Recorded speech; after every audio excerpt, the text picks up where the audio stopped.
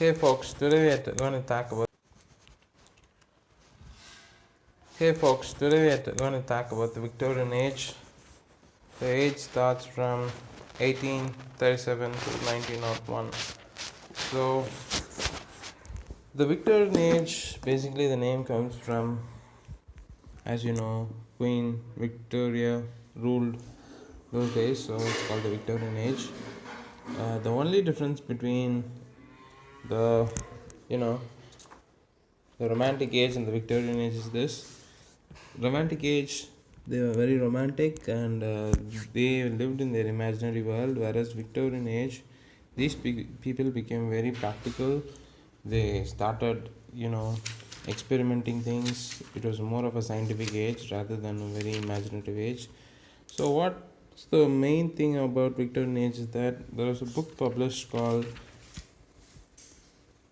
Origin of Species by Darwin, and this theory changed everything. People believed in God those days, but then when this book came out, it said we evolved from apes and monkeys. So, reading this book, many of them left the church and they thought it was all a fable and a myth, and people did not take this seriously. So, what happens is the Victorian Age is a mixture of both. It's like they had faith and unbelief. Some believed in God and some didn't. That is very evident in their literature as well. And there were many famous people during this time. Basically, like one of the greatest writers of English literature, Charles Dickens, was in this period. And then there was Bronte, and then Browning and Oscar Wilde. So it was a great time those days. And of course, there were some movements. The Oxford movement, which was very, very important. The thing was, the Oxford movement started in University of Oxford. They wanted a renewal of Roman Catholics and back in Oxford. So that is called the Oxford movement. We already know that England was turning to Protestantism. They did not embrace Roman Catholics, but now it's all changing. They wanted Catholics to be welcomed into Oxford. That's called the Oxford movement. Whereas the aesthetic movement, people thought literature should be aesthetic, and one of the famous lines is Oscar Wilde's literature for art's sake. Like, for literature for life's sake is Matthew Arnold, whereas just for art's sake it was Oscar Wilde. They thought it should not have any reason. There should not be any reason to write literature. Literature should stand on its own just for the aesthetic beauty and the feeling it gives. So that was the aesthetic movement. So there are two movements. One is the Oxford movement, and then we go to the aesthetic movement. Obviously, the major poets of Victorian age, Alfred Lord Tennyson. Lord Tennyson, as you all might know, from a young age he was a prodigal child. He started writing like 10,000 line poetry when he was just small, and then his most famous work was In Memoriam because of his friend's death. Arthur Hallam was his best friend, and he dies, and this affected Tennyson a lot, and that's when he wrote In Memoriam. In Memoriam is basically an elegy, and almost it took 10 years to come out of his friend's death. And he was so affected by it, but it is one of the most beautiful poems, In Memoriam, and it was written for Arthur Hallam. And of course he's written lot of other poems and poem collections, and he was also the poet laureate during this time. You might have already read Ulysses. It's a wonderful poem by Tennyson. And then the thing is, In Memoriam, poem collections, Idylls of the King, these are some of his most famous poems, and everyone ought to know these. Then Actually, in Memoriam is such a huge poem, which it includes 133 poems, including the prologue and the epilogue. And so, Maud and other poems, Idylls of the King, these are some of his other best poems. Tennyson actually resembled the Victorian age. He was in the middle, like the romantic and the Victorian age. He was like the bridge. And then we move on to Robert Browning. Browning was basically a self-taught guy, and his father had a huge library. What happens is, Robert Browning, he developed a new form. It's called the dramatic monologue. It's a very interesting thing. It's like uh, the narrator narrates to an unknown person, but we never know to whom he's talking. So that's one of the best dramatic monologues. Is one of the best forms that he developed, and it's become very famous. You might have read My Last Touches, beautiful poem, and of course his major works, Pauline, Ring in the Book, The Last Touches, dramatic lyrics. That is, all these are famous poetries by Robert Browning, and he also published his major works like Pauline and Sordello. So these were his famous other works, and of course he married Elizabeth Barrett Browning, who's our next writer in the list. So we have seen three major poets right now, two. One is Alfred Lord Tennyson, and then Robert Browning. The next we are going to go is Elizabeth Barrett Browning. She was the wife of Robert Browning. Basically, they both fell in love, and she came from a very rich family as well. And she was also a very good poet. Her poems are famous, and one of the most famous collection is Sonnets from the Portuguese, which is a very famous collection of poems by her. And one of the most individual poetry is Let Me Count the Ways I Love Thee. It's one of the best poems by her. And she also wrote a very long blank verse novel called Aurora Lay. Aurora Lay is an awesome work. It's actually considered to be a women's version of Wordsworth's Prelude. It's Aurora Lay.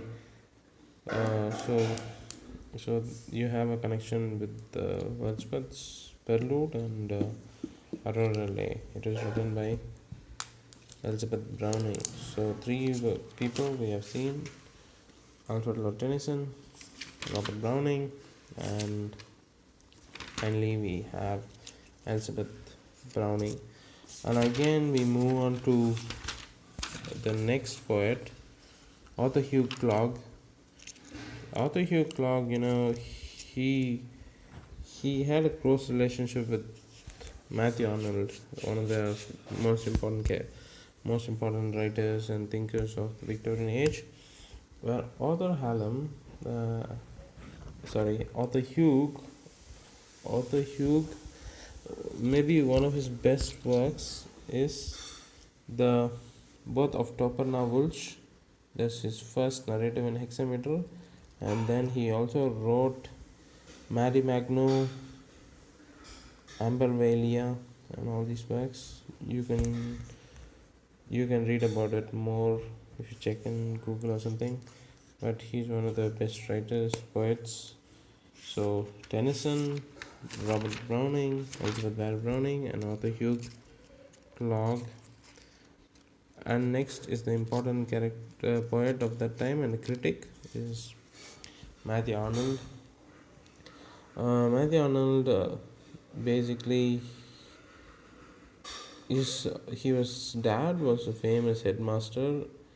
His name was Thomas Arnold, and then Arnold was like Matthew Arnold wrote lots of poems and criticisms. So some of his best-known poetries are Rugby Chapel, Dover Beach, The Scholar Gypsy, Tircis, and Shore Up and Rustum. So these are his major poetries. Whereas, and also he was appointed as a professor of poetry at Oxford, and this he stayed there for 10 years as professor of poetry. And of course, his critical works, don't forget them, Essays on Criticism and Culture and Anarchy. These two works are very, very important, Culture and Anarchy and Essays on Criticism. And Matthew Arnold has written extensive criticism on many writers. Especially, he's also written, we have already seen he's written criticisms on John Keats and Shakespeare. So, Matthew Arnold is one of the great poets those days. So, and we have seen Lord Tennyson, Robert Browning, Elizabeth Barrett Browning, and also Arthur Hugh Clarke and Matthew Arnold. Let's move to the. So these are the most famous major poets of the Victorian Age. So next we are going to go to the pre-Raphaelite poets. So next we have the pre-Raphaelite poets, and one of the best poets is Dante Gabriel Rossetti. He changed his name to Dante Gabriel Rossetti because he was influenced by Dante, and most of his works were inspired by Dante's great works like Divine Comedy. He's basically not like literature kind of person, but he's an artist. He's drawn a lot of paintings for Dante's works. He had given like visual representation of it, just like William Blake, but he's a very, very talented artist. Finally, he's written some of the poems like the early Italian poems and sonnet sequence. Of course, his most famous work is the Blessed Damsel. Don't forget that his most famous work is the Blessed Damsel. This work, it narrates the story of a young woman who dies in a very young age. But even though she goes to heaven, she wants to come back to earth. That's the poem's essence as well. So that's Dante, Rossetti in pre-Raphaelite poets. Next we see Christiana Rossetti. She is just the sister of Dante Gabriel Rossetti's sister, Christiana. Of course, her poems are like, she's not very well known, but her poems are like the germ, Princess Progress and others poems. But she wrote a poem for young children, which is very, very popular. It's called The Goblin Market. The Goblin Market is a very famous poem of Christiana Rossetti. So we have seen two poets now, Dante Gabriel Rossetti and Christiana Rossetti. And next we are going to William Morris. William Morris is not very well known, but if you have read T.S. Eliot's poem called The Hollow Man, there's a lot of connection between Hollow Man and his works, because William Morris' work is called The Hollow Land. Actually, Eliot got the idea from that. So he's written many works like The Hollow Land, Life and Death of Jason, The Earthly Paradise, and such works. He's written such works.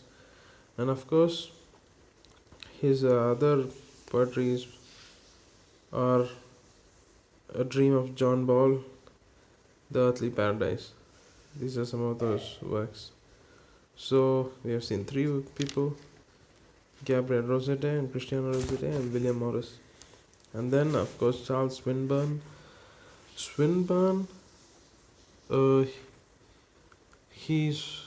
He actually started a journal which was not very popular. It's called the Undergraduate Papers.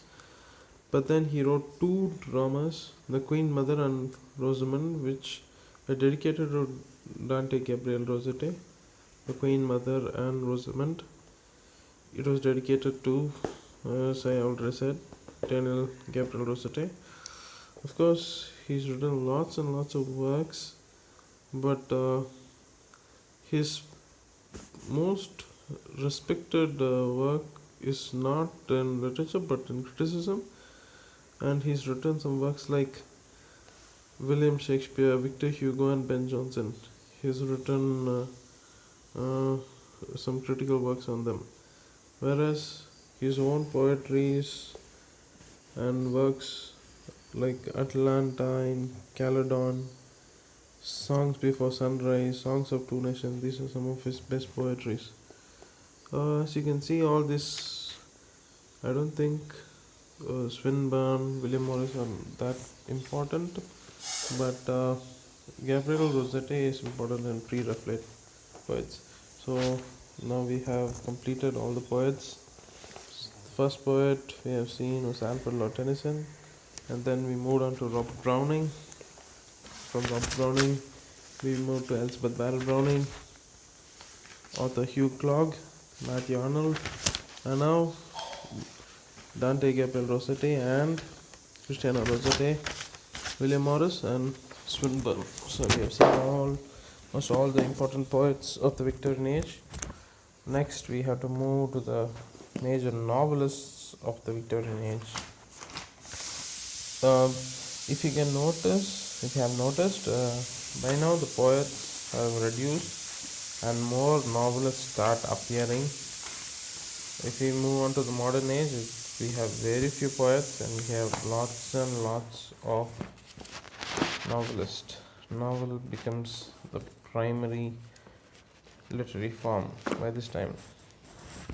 So now the major novelist of the Victorian Age. Next, it's the major novelist of the Victorian Age, and of course, the most famous is Charles Dickens. He's sometimes considered as the Shakespeare of novels.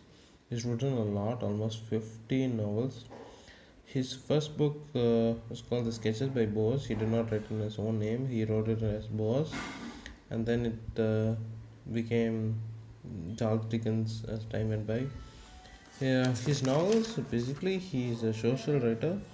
He wrote novels of social impact, like what are the problems Britain had, how poor people are suffering, and all these things. That's what his theme was all about. All his novels deal with that. He condemned the government, the social structure, the problems that they had, and he has written many of those works. So some of his most famous works are obviously Oliver Twist and Pickwick Papers, Dombey and Son, David Copperfield, Bleak House, Hard Times, Tale of Two Cities, and Great Expectations. These are his most famous novels. Whereas Oliver Twist is about a boy who just asks for more food, but he's denied, and he goes through his life. But at the end, they come to find out that he's from a rich family. It's a wonderful story. The same way is David Copperfield. David Copperfield is his own life story. It's from his birth to his adulthood. That novel talks about. It's actually Charles Dickens' own life, David Copperfield, and then Hard Times, Tale of Two Cities. Hard Times is about he critiques the social structure, how laborers are treated indifferently. In a similar way, it's Tale of Two Cities and Great Expectation. Tale of Two Cities is about the French Revolution, and Great Expectations, a very beautiful novel. It's also from childhood to adulthood. It talks about that, but it's a very heart-touching novel. So Dickens is one of the best writers, and his characters are memorable. He's just next to Shakespeare in characterization. Some of his characters, like Uriah Heep from David Copperfield, is one of the best characters, and every character he creates, they're unique and they have their own language and style. So that's what makes Dickens one of the most famous writers in Victorian Age. Following him comes George Eliot, whereas Eliot Her real name is Annie Mary Evans, but she wrote as George Eliot. She was kind of philosophical in her works, but some of her best works are Adam Beatty, Mill on the Floss, Silas Marner, Romolo, Middlemarch, and Felix Holt. These are some of her best works, and the most interesting novel of them all would be The Mill on the Floss, and it's a wonderful novel, and all her novels have a philosophic aspect to them. So, well, actually, she was affected by a personal problem, and that was evident in her writings as well. So, Adam Beatty, Mill on the Floss, Silas Marner, Romolo, Middlemarch, some of the best works. So, we've seen two writers now, Charles Dickens and George Eliot. Now to the third novelist, it's Elizabeth Gaskell. Gaskell also is not very well known. Victorian Age, mostly people will know about Dickens and Evans. George Eliot, but they will not know about Gaskell. But Gaskell also was a wonderful women writer, and she's written some of the best works like Mary Barton, North and South, Sylvia's Lovers, Wives and Daughters. These are some of her best works. Of course, she was in the circle, but people did not recognize her as one of the greats. So, after Gaskell, I'm moving to one of the most important novelists of the time, the Bronte Sisters, all of them. They three are brilliant. First comes Charlotte Bronte. Of course, everyone knows what's her best novel. That's Jane Eyre. It's actually kind of an autobiographical novel, and it was followed by Shirley. Shirley in 1848, but her most famous novel is Jane Eyre.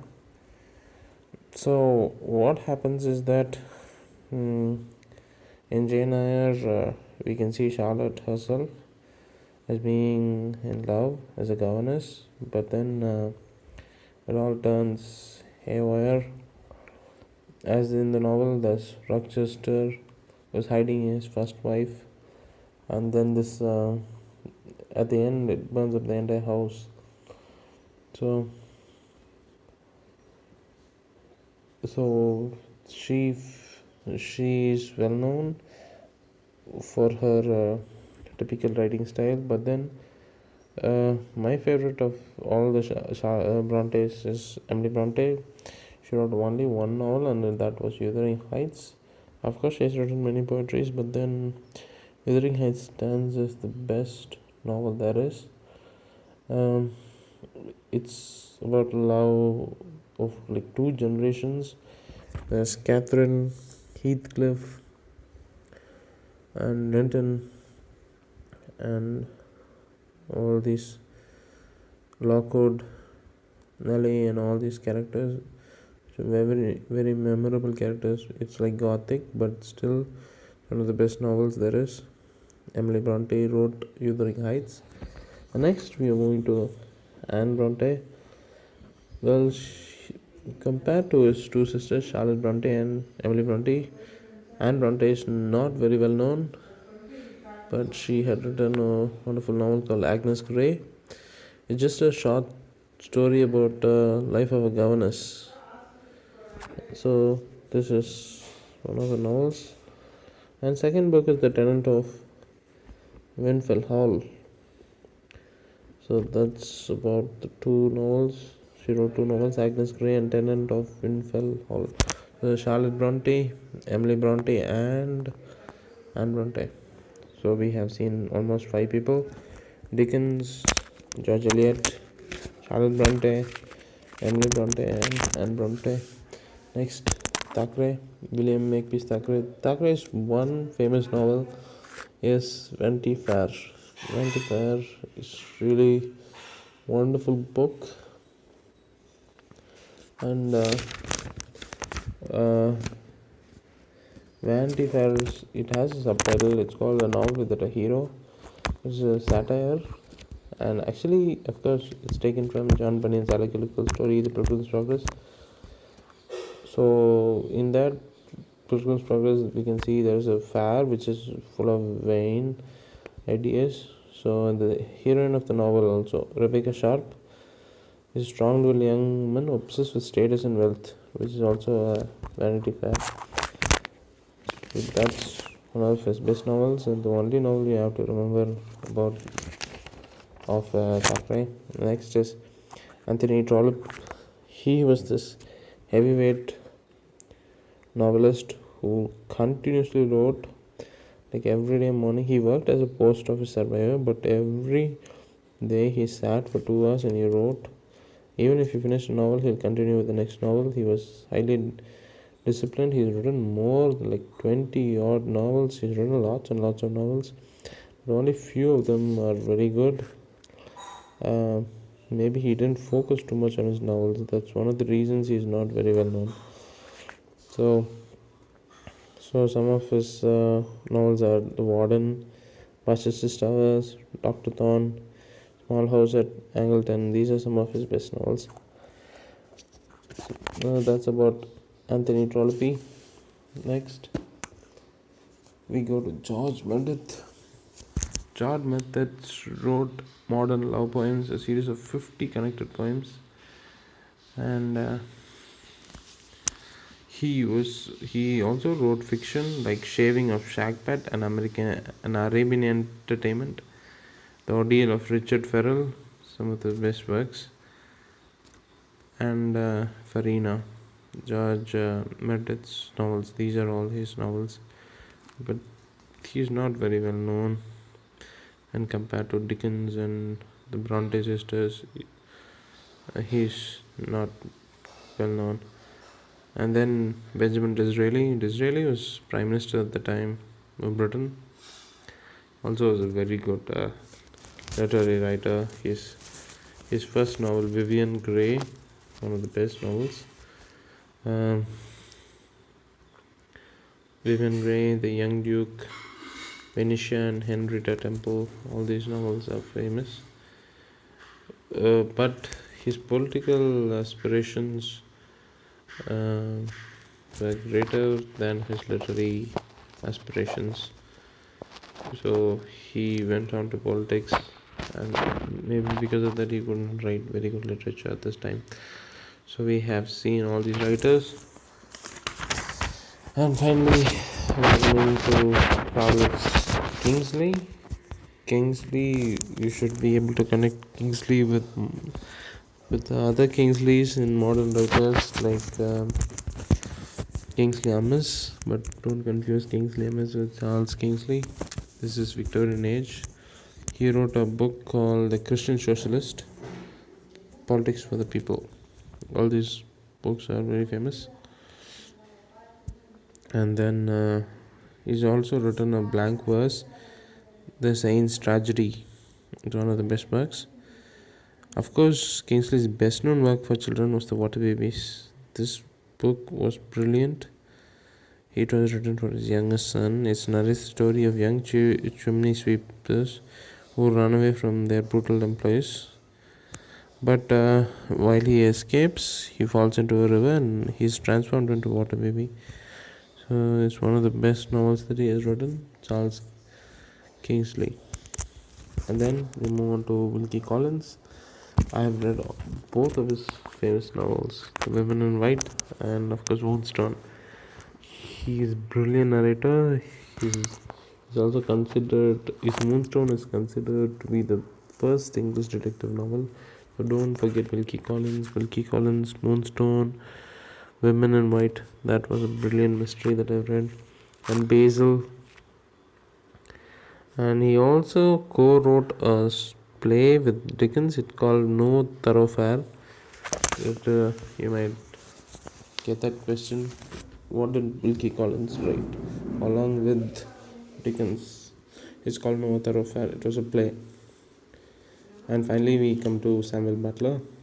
Samuel Butler's some of the works are, he's very famous, like Eerie Horn. Eerie Horn is one of the best novels by Samuel Butler. And then Mr. Heatherley's Holiday, Family Prayers. Actually, in Eerie One, it's a satire about injustice in Victorian England. He compares it like a Ethiopian society in which it's exactly opposite of what they were in England. What are the laws? In Eerie One, the laws were opposite. So all these things he wrote. And of course, Butler's most famous work is a semi-autobiographical novel, The Way of All Flesh. The Way of All Flesh. So these are some of his best works. And finally, we come to the adventure writer called Robert Louis Stevenson, Arnold Stevenson. He's written amazing novels for young people, like Kidnapped, Treasure Island, and Strange Case of Dr. Jekyll and Hyde is one of the best novels. Strange Case of Dr. Jekyll and Hyde. Well, but he is predominantly remembered as a young adult writer nowadays. He's written some of the best other adult novels, but then people don't bother much about that, but they still bother about Treasure Island and Kidnapped, some of his best works. Then, so we have seen all these great writers, right from Dickens, George Eliot, Brontes, Anthony Trollope, George Meredith, Benjamin Franklin, Charles Kingsley, Wilkie Collins, and Samuel Butler. Finally, Arnold Stevenson. So some of these are the best Victorian novelists of that time. And now we are moving to the prose writers of Victorian Age.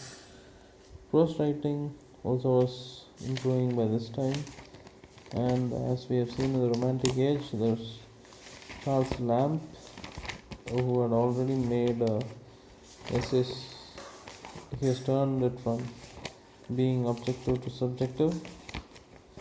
And one of the best prose writers of the Victorian Age was Thomas Carlyle. You might have heard about his Heroes and Hero Worship, which was one of the best prose works at the time. And his most important work is Carlyle's important work is the French Revolution. And he's written many books about on Hero and Hero Worship. He talks about Shakespeare, Dante, Samuel Johnson, Robert Burns, Martin Luther, and all these people. He writes a lot of non-fiction, so his prose is celebrated one. And then we go to the second writer. It's Thomas Mcclur. Of course, Mcclur you will be knowing. He's written lots of works. He was a reformer, and maybe his most important works are Lays of Ancient Rome, critical and historical essays, History of England from Accession of James II. Mostly is political in nature, and he's written lots of history books as well. Then we move to John Henry Newman. John Henry Newman, as I already mentioned, he was a member of the Oxford movement, who thought Catholics should be allowed into Oxford. He fought for it, and he had also written many of the works like The Aryans of the 4th Century, Tracts of the Times, British Critic, and all these works. So some of his lectures on the present position of Catholics in England. So if you come across Thomas Henry Newman, remember it was about the Oxford movement. Then comes John Stuart Mill. Not much of a great well-known prose writer, but his works you just have to remember A System of Logic by him. John Stuart Mill, he wrote System of Logic. I think that would be enough. And of course John Ruskin. He's not particularly a great writer, but he did write about other subjects. Like his first major work was Modern Painters, which talked about painting, and his other famous work is The Seven Lamps of Architecture. It was all about architecture, buildings, and structures. He was one of the best in that. The Seven Lamps of Architecture and Modern Painters. These two works, please remember about John Ruskin. And finally, we go to Walter Pater. Walter Pater was a critic. He was one of the best critics at the time. So he wrote a book called The Renaissance, Studies in Art and Poetry. He wrote a lot of critical essays. And Plato and Platonism. He's written many of such works. Pater traveled. He also tutored James Hopkins at the time. And all you have to remember about Walter Pater is that he was a critic, and he's written books like Appreciation with an Essay on Style and Plato and Platonism. That will do about Walter Pater. So some of the best prose writers of the Victorian Age are Thomas Carlyle, and then it is Thomas Mcclur, John Henry Newman, then John Stuart Mill, and finally John Ruskin and Walter Pater. So these are the prose writers of that Victorian Age. So we have completed an outline of Victorian Age. I hope you will go read more about it. But remember all the major writers like Tennyson, Robert Browning, Dickens, Matthew Arnold, and